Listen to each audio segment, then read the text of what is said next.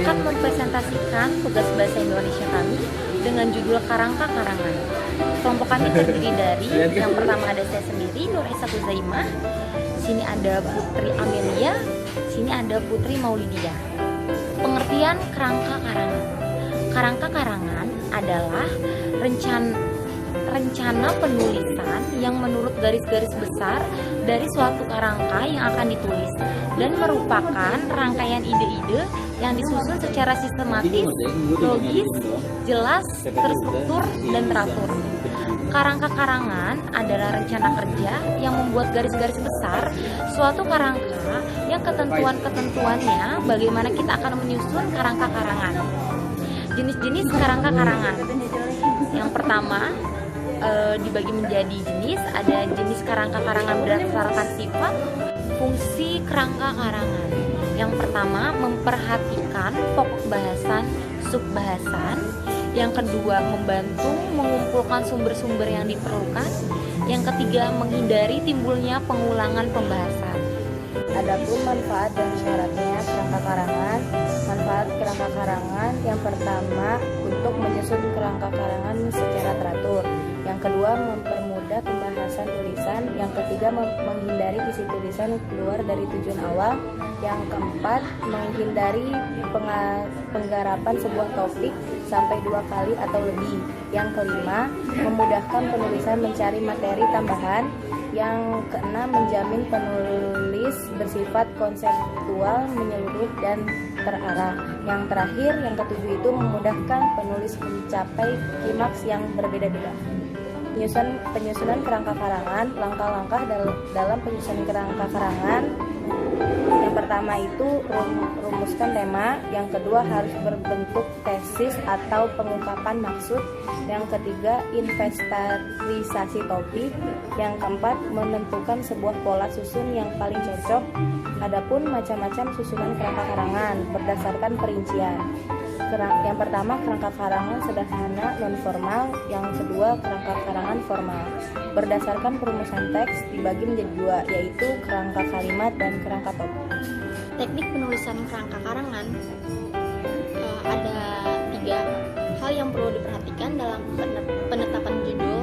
Yang pertama yaitu relevasi, yang kedua ekonomis, yang ketiga jelas, yang keempat provokatif, dan yang kelima yaitu logis. Pemilihan topik.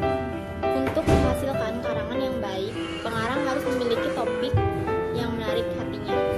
Sukar sekali dibayangkan hasilnya apabila misalnya seseorang menulis sesuatu yang dia sendiri tidak tertarik akan topik karangannya.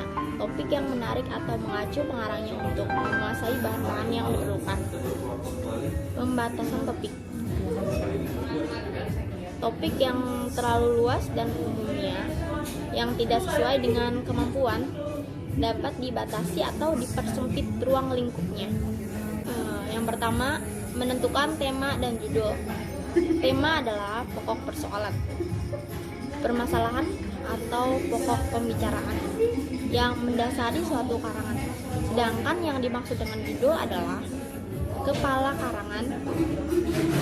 Kalau tema cukupannya lebih besar dan menyangkut pada persoalan yang diangkat, sedangkan judul lebih pada penjelasan awal, penunjuk singkat, isi karangan yang akan ditulis. Yang kedua, mengumpulkan bahan sebelum melanjutkan menulis. Perlu ada bahan yang menjadi bekal dalam menunjukkan eksistensi tulisan, bagaimana ide dan inovasi dapat diperhatikan. Kalau tidak, ada hal yang menjadi bahan ide tersebut muncul. Buat apa ide muluk-muluk kalau tidak diperlukan? Perlu ada dasar bekal dalam melanjutkan penulisan. Yang ketiga, menyeleksi bahan. Udah ada bekal dan mulai berjalan, tapi bekal mana yang akan dibawa agar tidak terlalu bias dan abstrak. Perlu dipilih bahan-bahan yang sesuai dengan tema pembahasan. Berikut ini petunjuknya. catat hal yang penting semampunya. Jadikan membaca sebagai kebutuhan. Banyak diskusi dan mengikuti kegiatan-kegiatan ilmiah.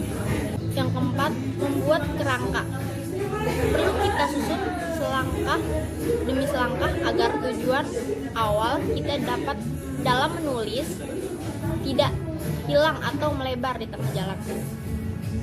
Kerangka karangan menguraikan tiap topik atau masalah menjadi beberapa bahasan yang lebih fokus dan terukur. Yang kelima, mengembangkan kerangka karangan. Proses pengembangan kerangka karangan tergantung sepenuhnya pada penguasaan kita terhadap materi yang hendak kita tulis.